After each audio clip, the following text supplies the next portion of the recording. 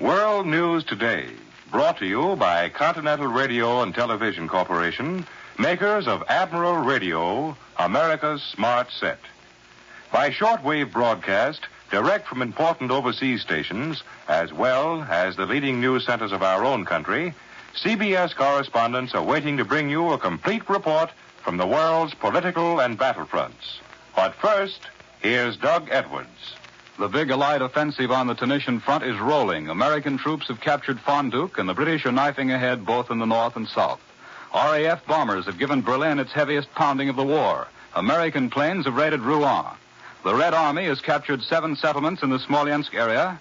American planes have battered at Jap bases throughout the southwest Pacific, and enemy bombers have retaliated with raids on our installations in the Solomons.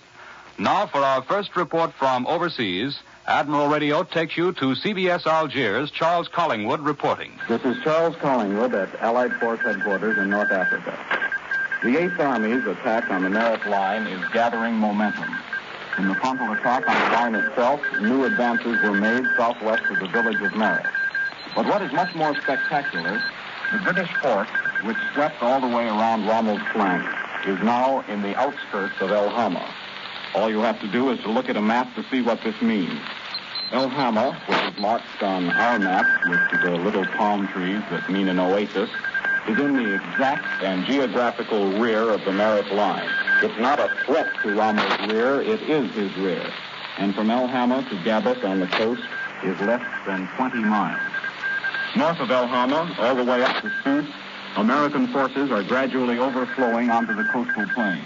El Gatar, McNasty, and now today's communique says that we have taken Fondouk, which is opposite the port of Sousse and only 50 miles away from it.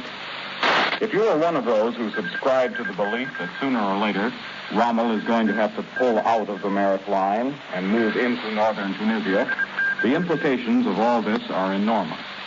From El Hama to Fondouk, there are Allied columns aiming to intersect Rommel's line of retreat. Each one is a potential threat. Each one is a potential trap for Rommel in which a general could lose an army.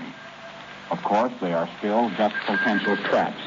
And so far, Rommel doesn't seem to have started to pull out of the Merope Line. But the threats are all there, and the strategy of the thing is something to watch. There's other strategy in North Africa to watch, the political strategy of General de Gaulle and General Giraud. General de Gaulle is coming here all right, and the announced intention of the two generals is to work out an agreement. The impression here is that some kind of an agreement, some kind of union will be worked out. But the question is, what kind? And that's where the strategy comes in. Both leaders want to bring about the union of all fighting Frenchmen, but both want to keep their own individuality and the individuality of their organizations. The de Gaulle-Giraud meeting won't be exactly a battle, but it won't be exactly a love peace either. This is Charles Collingwood in North Africa, returning you to New York. More news in just a moment. But first, here's Warren Sweeney with a word from Admiral Radio. Should we begin planning now to meet the problems of the post-war world? According to recent surveys, the majority of people say we should. Whether or not you agree with that opinion, you'll want to hear all proposals and views, for the post-war world will be your world. Radio, now and in the future, will present every plan and opinion. Because it will, you'll want to be certain your radio is ready at the flip of a switch to bring in any program you want to hear. Admiral dealers have devised a simple, effective, and economical method to relieve you of worry about radio failure. Simply call your Admiral dealer and ask him to check your radio twice a year regularly. In other words, put the responsibility for keeping your radio in perfect condition squarely on his shoulders. Your Admiral dealer will accept that responsibility gladly. He'll anticipate trouble, order any replacement you might need in advance, and probably have it, despite shortages, in time to keep your set in continuous action.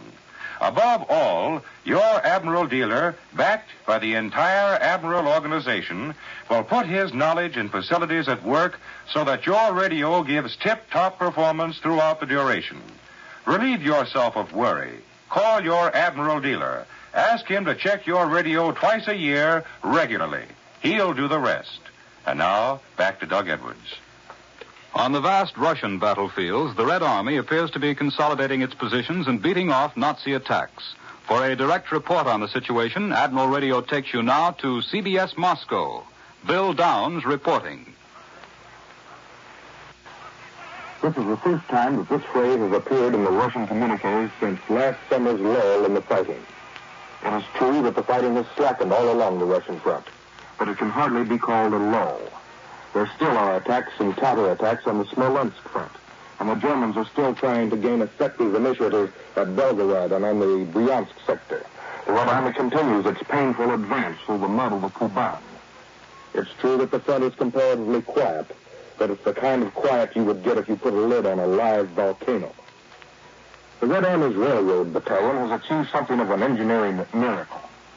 In a little over 2 weeks, they have succeeded in opening the vital Moscow-Veliki Luki Trunk Railroad. The first military train moved over this railroad yesterday.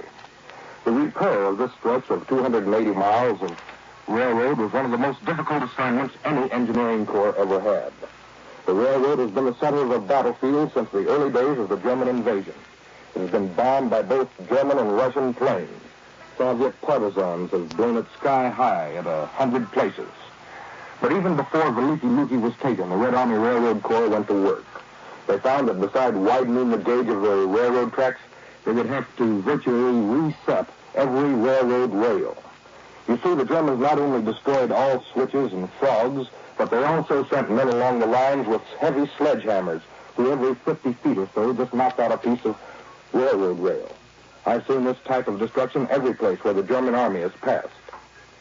You probably couldn't run an American streamliner at the speed of 100 miles an hour over the reconstructed Veliki Luki Moscow railroad line today, but you can jog along at 20 to 30 miles an hour with heavy freight and munitions and arms.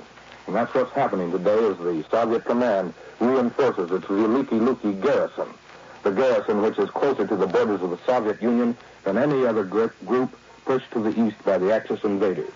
And this is Bill Downs returning you now to CBS in New York. Within the past hour, our Army and Navy announced new air blows against the Japs in Burma and in the North and South Pacific. For this news and details on the rationing program, Admiral Radio takes you to CBS Washington. Lee White reporting. There's been a flare-up in the area warfare in the South Pacific. A Navy communique reports 6 more American raids on Japanese positions and 2 Japanese bombings of American positions. Instead of bombing Nauru Island once last Thursday night, it now appears that we made 2 attacks. Nauru is an isolated, once British, now Japanese-held base 770 miles due north of Guadalcanal. Catalina patrol bombers raided it the first time, starting fires. And in the second attack, the one already reported, liberators scored hits on enemy installations. Light bombers and fighters made 2 more attacks on Munda, one on Vila and one on Rendova Island in the South Pacific. And in the North Pacific, a force of Mitchell medium bombers scored hits on the airdrome and camp on Kiska in the Aleutians. The Japanese bombed Canton Island in the Phoenix Group on Thursday night.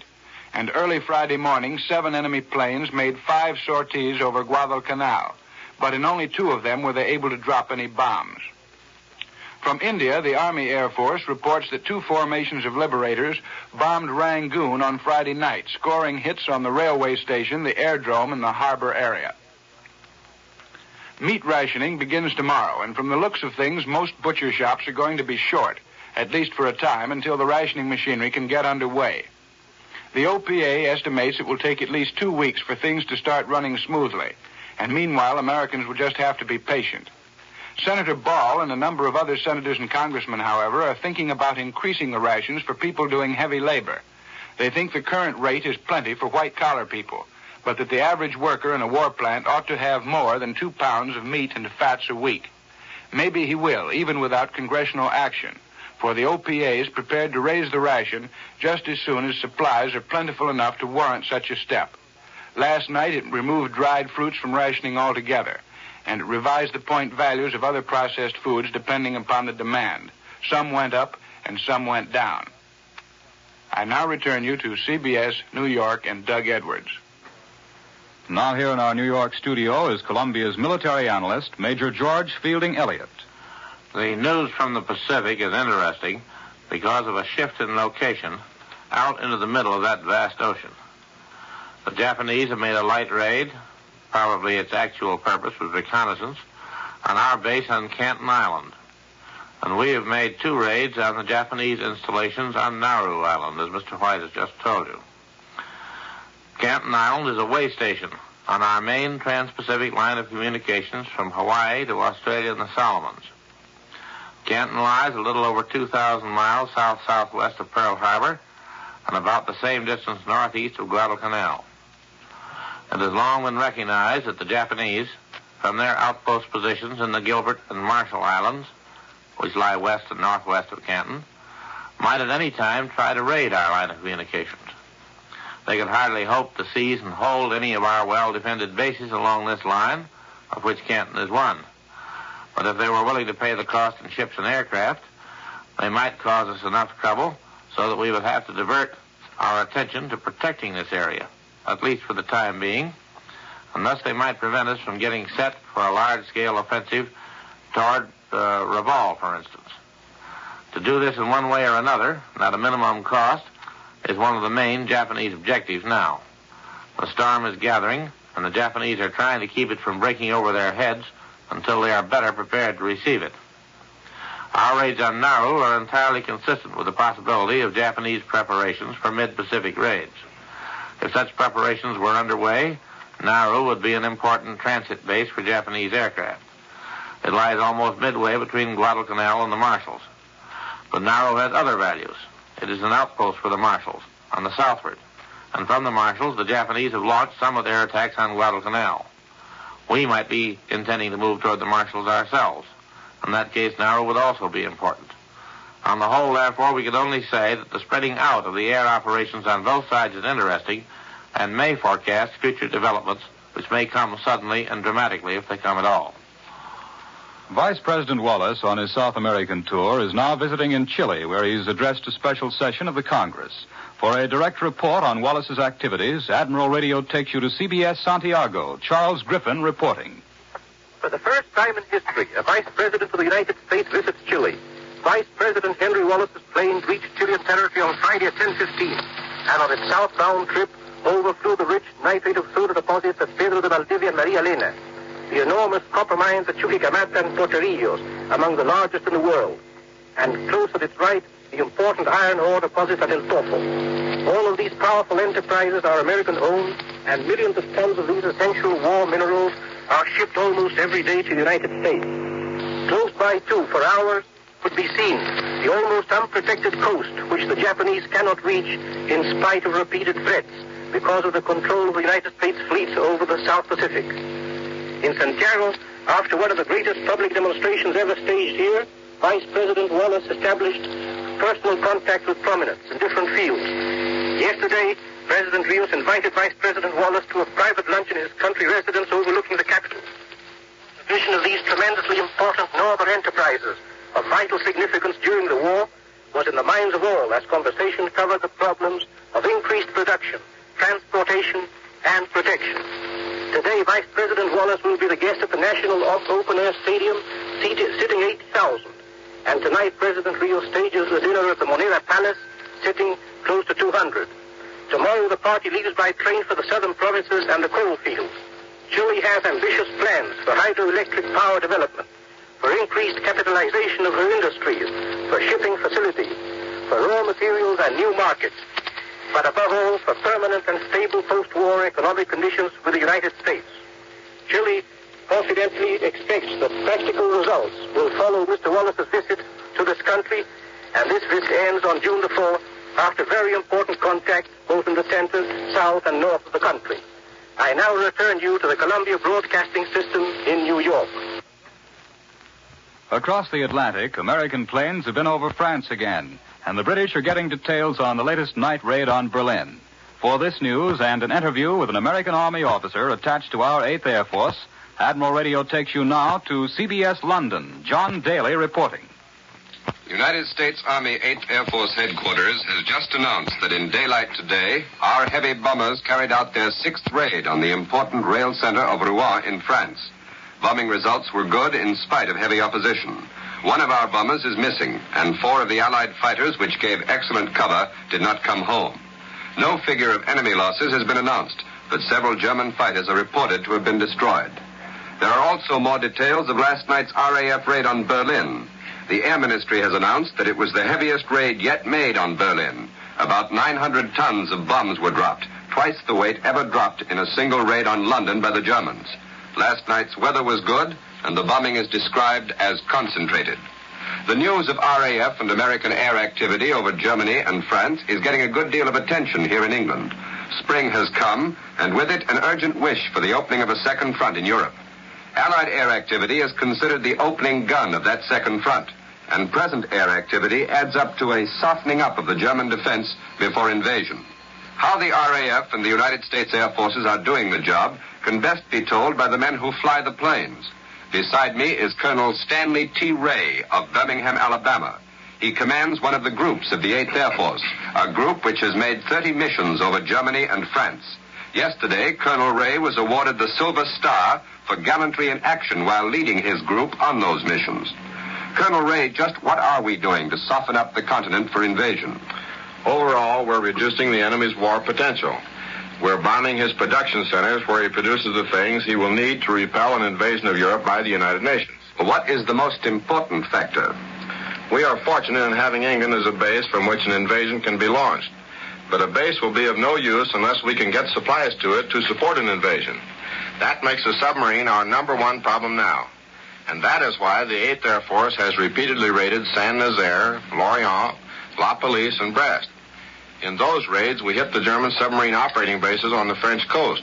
That's one phase of softening up. Another has been our raids on northwest Germany, designed primarily to get at production centers of submarines.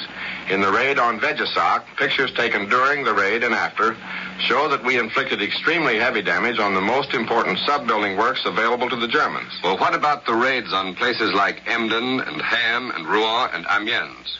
Those are important rail communication centers. By striking these centers, we interrupt the enemy's flow of raw materials to factories and the flow of finished war goods to the using fronts.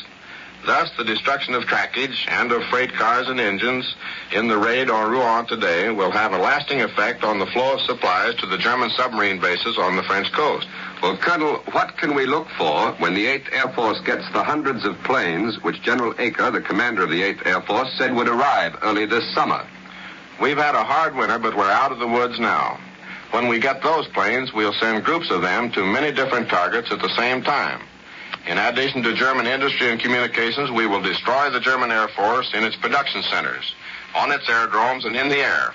We, the RAF and the United States Air Force, will keep the German air raid warning service on a 24-hour basis. We'll send over so many planes that the German anti-aircraft gunners will be beating their heads on the concrete. And since we must come to grips with the Germans on land before we can win the war, the 8th Air Force and the RAF will prepare the way. And then, when this land force goes in, we will provide an umbrella of bombers and fighters which will strike as part of that force. Oh, yes, there's one more thing that the air arm of the United Nations is doing to soften up for invasion. German morale is not cracked yet, but we do know that the RAF night raids and our day raids have already affected morale, and they will have an ever-increasing effect. I wouldn't want to be a German in Germany this summer. There will be no future in it. And now, back to CBS New York and Doug Edwards. You've just heard Colonel Ray of our American Army Air Force in Britain. Now, here in our New York studio, home after 7 months in London, is Joe Alex Morris, foreign editor of the United Press. Joe, what do you think these increasingly heavy American and British raids on the continent are leading up to? They're leading up to our grand assault on Hitler. You can be sure of that, Doug. But last night's big raid on Berlin was just a part of a long, hard job. Our air offensive is such a vast undertaking that the overall picture cannot easily be seen by us ordinary citizens. But I had a chance in Britain to talk to the men who are doing the flying and to some of the men who direct the whole operation. What impressed you most, Joe, in your talks with those fellows? I'd say the vast amount of organization required. Usually we think of a bomber as having a crew of half a dozen or a dozen men, and perhaps we think of the ground crew of half a dozen more men. But actually, there are dozens of other men behind each bomber. Men who are busy at desks, others who work day and night repairing or overhauling planes. And if any one of them fails in his job, the whole operation is endangered. Well, it certainly is a job. Well, there's another side to the picture. You get a glimpse of that when you talk to General Andrews, who is our commander in the European theater, or to Air Marshal Harris, chief of the RAF Bomber Command. They have the job of putting the whole machine together so that it'll work. I'm beginning to see, Joe, how many difficulties must be overcome as we move toward our goals of all-out bombing of Germany. Yes, and we still have a long way to go. We can say that there are really two goals, Doug. Both are essential preliminaries to victory. The first is steady day and night bombing. This is a long-range proposition, and the results are not immediately evident at the war fronts. By that, I mean that if we knock out a factory making U-boat engines at Munich, the effect will not be felt in the Battle of the Atlantic until months later. But it will be felt. Or even if we merely destroy the factory's streetcar lines or gas mains or electric light and power lines, then we have also struck a blow that will, much later of course, be of importance in safeguarding our convoys, because anything that disrupts production of U-boats is going to help win the war. Well, how about that second goal? The second goal is perhaps the most important. It is the destruction of the German Air Force, and to a great extent that will be America's job in the final battle for the skies over Europe. We must force the Luftwaffe to fight, not just occasionally, but day after day. We must attack with vastly superior numbers and vastly superior firepower. Well, that's where our flying fortresses come in. Yes, their daylight raids are very important in moving us nearer to our goal. Not only can we hit specific targets that the RAF might miss at night, but we can force the enemy to come into the air and fight, and we can knock him down. Of course, we don't come out of that kind of fighting unscathed, Joe. No, indeed. That kind of air war is costly, and we must expect greater losses as our offensive grows. But remember, it's still more costly to the enemy. The Germans have learned what it costs to tackle a formation of flying fortresses, to fly into a battery of fortress guns that may fire 100 bright, ugly chunks of steel every second. They have learned, and they will profit by their lesson, but they won't like it. Thank you, Joe Alex Morris, foreign news editor of the United Press, for telling us what you observed about our Allied air offensive during the 7 months you've just spent in Great Britain. Now, here's a message from our sponsor. Walk into either of Admiral Radio's two great plants. What will you see? Batteries of punch presses, screw machines, electric welding apparatus, and countless other intricate devices, all being operated at top speed by the capable hands of Admiral workers.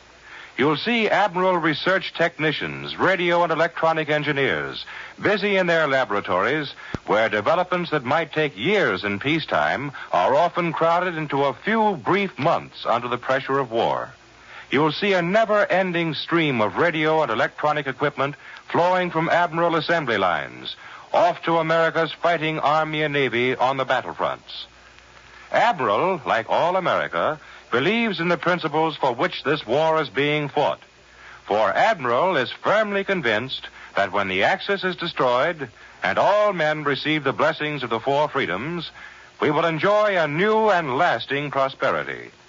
Thus, Admiral, in peacetime, the world's largest manufacturer of radio phonograph combinations with automatic record changers, is now employing every facility, bending every effort to build the radio and electronic equipment America's fighting men need to seek out the enemy and destroy him, and so bring us nearer to freedom for all men.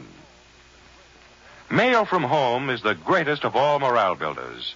Write to that man of yours in service. Write often, even though he doesn't always have an opportunity to answer. And when you write to men stationed overseas, use V-mail so your letters will be delivered in the shortest possible time. Your post office or your stationer can supply you with special V-mail stationery, so get some and write. World News Today is brought to you each Sunday at this hour by Continental Radio and Television Corporation, makers of Admiral Radio, America's smart set. Be sure to listen again next Sunday when Admiral brings you World News Today. This is the Columbia Broadcasting System.